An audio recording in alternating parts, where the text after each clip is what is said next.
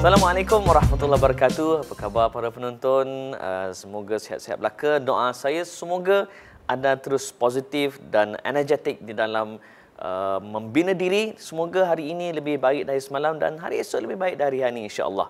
Dan saya kira percaya semua orang yang menonton rancangan pada hari ini adalah orang yang mahukan untuk menjadi orang yang berjaya. Dan antara soalan cepu cemas yang saya biasa tanya dalam program-program saya ialah saya tanya, apa punca orang itu gagal dalam kehidupan? Apa sebab mereka tak berjaya dalam hidup? Banyak jawapan. Ada yang kata sebab malas. Ada yang kata sebab tidak ada keyakinan diri. Ada yang kata sebab tak ada jati diri. Ada yang kata sebab tak percaya pada diri sendiri. Ada yang kata sebab tak berusaha. Saya tanya kenapa dan ada yang kata sebab malas. Nampak? Dia pusing. Benda yang sama. Dan bila saya tanya, sampai satu tahap, peserta kadang-kadang terdiam. Krik kan. Menyebabkan akhir sekali ada yang bangun dan dengan yakin kata, Encik Amin, sebab orang itu tak ada matlamat. Ya, tepat sekali. Dan saya tahu anda juga menjawab benda yang sama. Sebab orang tu tak ada matlamat. Bila mereka tak ada matlamat, maka mereka jadi malas. Bila mereka jadi malas, dia tak buat kerja sungguh-sungguh. Bila dia tak buat kerja sungguh-sungguh, maka dia pergi ke pejabat lewat ataupun tak pergi langsung, ponting kerja. Akhir sekali dia tak berjaya. Para penonton, pokoknya kena ada matlamat. Hari ini, dalam segmen motivasi magnet diri, saya akan berkongsi dengan anda tentang kuasa matlamat. Baiklah para penonton, sebelum kita bincang lebih panjang, mari kita tengok dulu apa itu maksud matlamat. Okey, apa maksud matlamat pada pandangan anda? Okey, antara benda yang kita boleh terlintas di fikiran kita, matlamat itu bermaksud target ataupun sasaran. Matlamat itu juga bermaksud wawasan, apa lagi? Cita-cita, visi, misi, impian. Semua itu persamaannya ialah kita tahu apa yang nak dicapai. Itu persamaan dia. Jadi tak kira apa termanya, asasnya kita tahu apa kita nak capai, itu matlamat. Jadi kalau orang tanya saya apa itu matlamat, saya jawab senang saja. Okey. Matlamat ialah pertama sekali, saya tahu apa yang saya mahu. Yang kedua, saya mahu apa yang saya tahu. Untuk ada rasa mahu, kena ada rasa tahu dulu. Mana mungkin orang tu ada rasa mahu kalau dia tak tahu apa yang dia nak. Nampak para penonton? Orang yang hanya ada rasa mahu tanpa ada rasa tahu, dia akan jadi seumpama lalang. Mana dia tiup ke situ dia pergi. Kalau orang ajak pergi main game. Orang ajak untuk pergi berfoya-foya, pergi berfoya. Orang ajak pergi karaoke. Pas kali bila tanya, kau nak buat apa sebenarnya? Aku pun tak tahu. Sebab dia hanya ada rasa mahu, tapi dia tak tahu apa dia nak. Orang begini, dia tak ada matlamat. Sekejap orang kerja buat PA system, dia buat PA system. Orang buat fotografi, dia buat fotografi. Orang buat apa? Program motivasi, dia buat program motivasi. Tanya dia, kau nak jadi apa sebenarnya? Aku pun tak tahu. Orang ni ada rasa mahu, tapi dia tak ada rasa tahu. Jadi pokoknya ialah kita tahu apa kita mahu dan kita mahu apa kita tahu. Baik.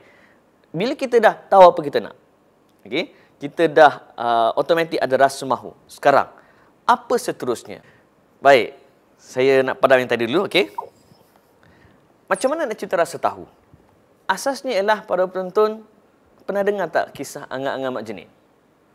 Yes. Cerita Angan-Angan Mak Jenin, yang silapnya ialah kita lihat dari sudut negatif. Jangan angan-angan, akhirnya kita akan jadi orang yang gagal. Macam Mak Jenin, dia angan-angan, dia panjat pokok, dia angan-angan, dia berkhayal, dia terlepas pokok kelapa, dia pun jatuh, dia mati. Kesimpulannya, jangan berangan-angan. Saya tak setuju. Sebab cerita itu sebenarnya cerita motivasi. Mak Jenin, dia mati secara terhormat. Dia mati kerana dia ada matlamat. Sebab apa dia ada matlamat? Dia berkhayal, dia berangan-angan. Masyarakat kita melihat angan-angan macam satu jenayah. Sebenarnya, orang yang ada angan-angan adalah orang yang ada matlamat. Okey, apa itu angan-angan? Angan-angan ialah imajinasi, visual dalam kepala kita. Sebab visual itu, imajinasi itu mempengaruhi emosi kita. Emosi kita mempengaruhi aksi kita. Apa jua aksi kita dipengaruhi oleh emosi kita. Apa jua emosi kita dipengaruhi oleh imajinasi kita. Contoh, cuba anda bayangkan sekarang tiba-tiba terdengar loceng aiskrim. Okey. Now, bayangkan kon aiskrim. Ada 3 tempat letak aiskrim. Kanan tu coklat. Tengah tu vanilla. Kiri tu strawberry. Nampak tak layer-layer tu aiskrim? Ditabur pula dengan kacang. Letak pula aiskrim pelangi ke atas. Dia letak pula coklat krim. Ada pula cherry ke atas. Kenapa muka tiba-tiba aiskrim kan? Aiskrim ada kat depan ke? Tak ada. Tapi kenapa aksi aiskrim? Sebab anda mengimajinasikan aiskrim. Maka emosi rasa sedapnya aiskrim. Dan aksi anda aiskrim. Nampak? Apa lagi? Anda suka makan ayam goreng, KFC contohnya. Bayangkan ada pinggan putih, ada coleslaw, ada mashed potato, kuah gravy, okey. Ada 2 ketul ayam, 1 spicy, 1 original. Nampak tak asap kepanasan? Nampak? Saya percaya lepas ni anda akan keluar pergi cari KFC. Sebab apa aksi anda begitu? Sebab emosi rasa sedapnya KFC. Sebab apa emosi begitu? Sebab anda membayangkan imajinasi KFC. Imajinasi, emosi, aksi. Jadi bagaimana nak menetapkan matlamat? Para penonton, saya akan kongsi tipnya. Okey, para penonton, kita dah nampak matlamat ialah saya tahu apa saya mahu apa saya tahu. Bagaimana nak cerita matlamat? Imajinasi. Okey, antara beberapa tip penting dalam kita berimajinasi adalah matlamat mesti smart. Smart, S-M-A-R-T. Apa itu smart? S bermaksud spesifik. Matlamat mesti terperinci. Jangan letak matlamat, aku nak kerja. Kerja apa? Kerjalah. Kerja apa? Kerja. Apa dia cari duit? Apa dia bisnes? Bisnes apa? Aku pun tak tahu. Nampak? Akhir sekali kita tak buat apa-apa. Kena spesifik. Apa? Bila? Bagaimana? Kenapa? Di mana? Bagaimana? When the vision is clear, the action gets easier. Okey, itu M. Itu S. Bila selesai S, M pula ialah measurable. Bila matlamat kita spesifik, kita boleh ukur matlamat kita. Contohnya, kita pergi shopping. Tanya nak beli apa? Tengok nak beli apa. Akan berlaku 2 kemungkinan. Sama ada kita tak beli apa-apa ataupun beli terlajak banyak sampai lagi bajet. Sebab apa? Kita tak measure, kita tak boleh nak measure berapa ringgit nak bawa. Sebab apa? Kita tak rancang secara spesifik, secara terperinci. Tapi kalau kita rancang nak beli apa, bajet berapa, kita pun tahu nak keluar duit banyak mana. Nampak? Sebab apa kita boleh measure tindakan kita? Sebab matlamat kita spesifik. Nak berapa APMR? 9A. Berapa SPM? 10A. Baru jelas. Ni nak berapa SPM? Banyak A. Berapa? Banyaklah sangat. Tapi tak tahu. Akhir sekali kita tak tahu usaha tahap mana. Okey, itu adalah M. Kemudian A pula ialah action. Jangan cakap tak serupa bikin. Alright? Jangan jadi NATO. Apa itu NATO? No action, talk only. Okey. Baik.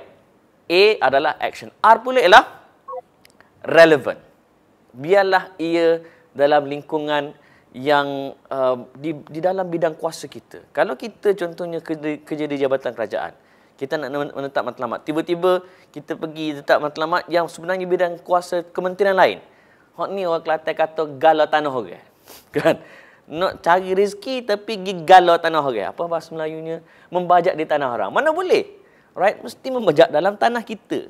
Kita nak buat bisnes kuih, mesti dalam bidang kuasa kuih. Jangan tiba-tiba pergi buat benda yang bukan bidang kuasa kita. Fokus kepada kepakaran kita. Fokus, fokus, fokus. Relevant. Dan T pula ialah time frame. Jangka masa. Bila kita nak buat, berapa lama dan bila kita nak capai. InsyaAllah. Mungkin kita akan terawal capai, mungkin akan terlambat, tapi sekurang-kurangnya kita capai. Baiklah, apakah tindakan anda selepas ini? Pertama, imajinasikan dan tetapkan matlamat secara spesifik. Ya, spesifik itu merangkumi apa, bagaimana, kenapa, bila, di mana dan dengan siapa kita nak libatkan. Okey, itu yang pertama. Dan yang kedua, buat perancangan harian, mingguan, bulanan dan tahunan. Timbul persoalan, bagaimana kalau gagal? Macam mana kalau down? Sabar, saya akan kongsi minggu harapan untuk kita melaksanakan matlamat. Apakah tipnya? Yang penting, amalkan saya sebut dulu 2 perkara tadi. Selamat bermagnet. Terima kasih. Assalamualaikum.